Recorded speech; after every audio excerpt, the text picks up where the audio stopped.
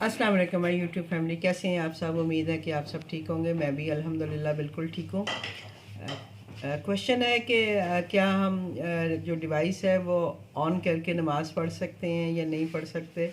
तो देखिए जी, नमाज़ पढ़ना जो है वो तो हमारा पर्सनल एक इशू है कि हम नमाज़ पढ़ते हैं, कैसे पढ़ते हैं। तो इसका डिवाइस से तो कोई ऐसा ताल्लुक़ नहीं है कि आपने उसको ऑन कर रखना है या ऑफ़ रखना है। ये तो आपको ख़ुद भी पता है कि जब आप नमाज़ पढ़ते हैं तो लाज़मी बात है कि अगर उसके तो, क्योंकि इसमें ऑर्डर आने का कोई भी टाइम नहीं होता, आपको किसी भी वक्त ऑर्डर आ सकता है। तो आप इसको अगर ऑफ़ करके थोड़ी देर के लिए, जब 30 मिनट का जैसे ऑफ़ होता है वो आप लगा दें और अपना आराम से तसल्ली से नमाज़ पढ़ें। और नमाज़ पढ़ने के बाद बेशक आप 5 मिनट 10 मिनट में अगर फ्री हो जाते हैं नमाज़ पढ़ के, तो आप उसको दोबारा से ऑन कर सकते हैं। इस तरह से ये होता है कि आपको मसला नहीं होता है कि अगर ऑर्डर आए भी तो आप अपना इजीली मतलब जो है नमाज़ पढ़ सकते हैं, ऑर्डर नहीं आएगा।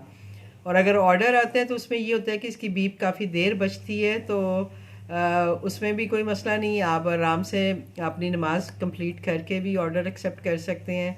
या आपके घर में कोई है अगर, तो आप उसको भी कह सकते हैं कि भाई ऑर्डर आया, उसको एक्सेप्ट कर ले। वो ऑर्डर एक्सेप्ट कर ले, जब आप फ़ारग हो जाएं आप अपना ऑर्डर जो है वो बना के दे सकते हैं। तो ये तो कोई इतना बड़ा इशू है नहीं है। जैसे मैं भी नमाज़ पढ़ती हूँ, मैं अक्सर होता है कि मैं नहीं ऑफ़ करती, मैं मेरा ऑन ही रहता है रेस्टोरेंट। तो जब मैं एक दो दफ़ा मेरे साथ ऐसा चांस हुआ है कि मैंने नमाज़ जैसे मैंने पढ़ रही हूँ और उसमें ऑर्डर आ गया और मेरे पास कोई है भी नहीं, यानी मेरे हस्बैंड नहीं यूज़ कर सकते हैं डिवाइस को। कि मैं उनको सिखाने की कोशिश भी करती हूँ कि आप अगर कभी इस तरह से बीप बजे तो आपने इसको यूँ यूँ करना है, लेकिन शायद उनको आइडिया नहीं होता है, वो नहीं कर पाते हैं। मैं अकेली होती हूँ तो मुझे ही हैंडल करनी होती हैं सारी चीज़ें। तो ये होता है कि जब मैं नमाज़ पढ़ रही होती हूँ और कभी ऑर्डर आ जाए और बीप बजना शुरू हो जाए, फिर ये होता है कि मुझे जल्दी जल्दी अपनी नमाज़ जो है वो उसको कंप्लीट करना पड़ता है। कंप्लीट करने के बाद फिर मैं जाती हूँ, जाके मैं उसको ऑर्डर को एक्सेप्ट करती हूँ। एक्सेप्ट करने के बाद फिर उसको बना के देती हूँ। सम टाइम होता है कि मैं आधी नमाज़ पढ़ी होती है, ऑर्डर आ जाता है, फिर आधी नमाज़ जो है वो मैं ऑर्डर बना के फिर उसके बाद अपनी कंप्लीट करती हूँ।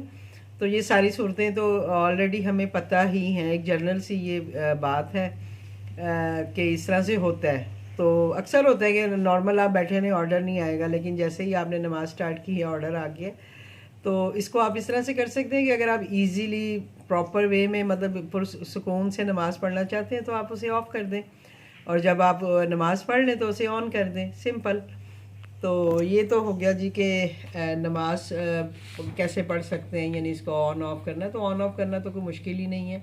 आप बेशक आधे घंटे के लिए ऑफ़ करके नमाज़ पढ़ें, आपको कोई ऐसा वो इशू नहीं होता।